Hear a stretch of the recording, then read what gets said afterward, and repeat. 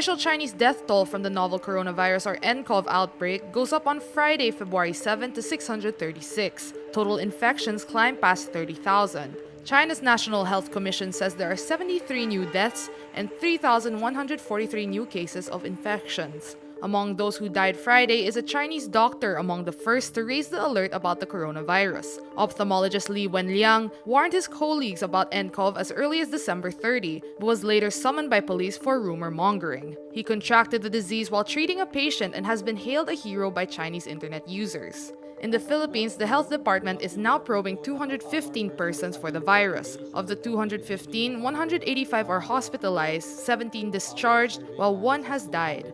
Meantime, a Vietnamese restaurant in Prague, Czech Republic, causes an uproar when it pinned a notice to the door saying, quote, "To protect public health, the restaurant will temporarily not accept Chinese customers." People in social media cry foul while a China-born Prague resident condemned the move, saying, "Discrimination. We are human, not a virus. Stop prejudice." As doctors race against time working on a cure, state news agency Xinhua reports scientists from the South China Agricultural University found the genome sequences of viruses found on pangolins to be 99% identical to those on coronavirus patients. The pangolin is the most trafficked animal on the planet.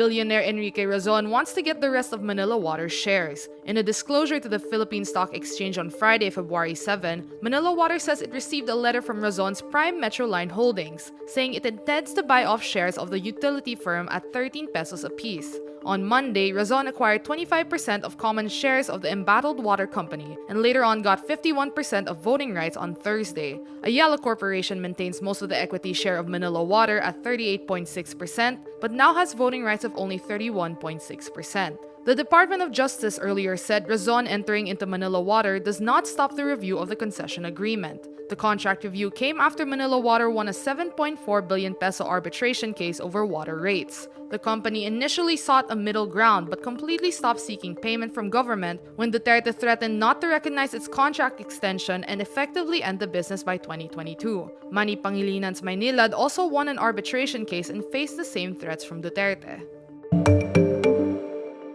State volcanologists spot steam coming out of fissure vents of the Taal Volcano. In a bulletin Friday morning, February 7, the Philippine Institute of Volcanology and Seismology or Phivolcs says weak steaming from fissure vents along Daang Castilla is ongoing. The trail was used by tourists to get a glimpse of Taal's main crater from a view deck. Phivolcs also says it observed moderate emission of white to dirty white steam-laden plumes rising 200 to 300 meters high from Taal's main crater in the past 24 hours, higher than the plumes observed the day before. In the past 24 hours, the Taal Volcano network recorded 118 volcanic earthquakes, lower than the 132 recorded in the previous period. The volcano is now under Alert Level 3 after being under Alert Level 4 last January 12 to 26. Areas in Batangas within a 7-kilometer radius from Taal's main crater are still off limits.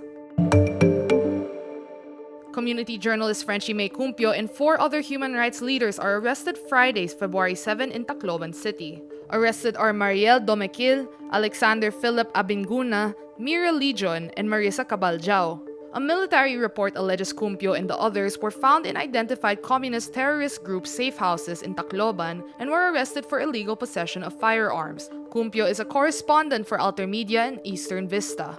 All 5 and a 1-year-old baby are detained at the municipal office of the Philippine National Police in Palo. Activist group Karapatan says the guns and improvised explosive devices recovered by the authorities were planted. The National Union of Journalists of the Philippines says Cumpio's arrest is, quote, clearly part of government's crackdown against not only these supposed communist fronts, but the critical media, mainstream and alternative as well. Shares of social network site Twitter surged by 15% Thursday. New users are up by 21% and revenue rose 11% to top $1 billion, sparking optimism over Twitter's growth prospects. Chief Executive Jack Dorsey says the results capped a great year for Twitter. The latest quarterly report suggests Twitter is keeping pace with bigger social networks like Facebook and Instagram, while it works to filter out abuse and manipulation. Analysts say the results show strong momentum for Twitter and that it will have more growth opportunities this year from the 2020 US elections and Olympic Games.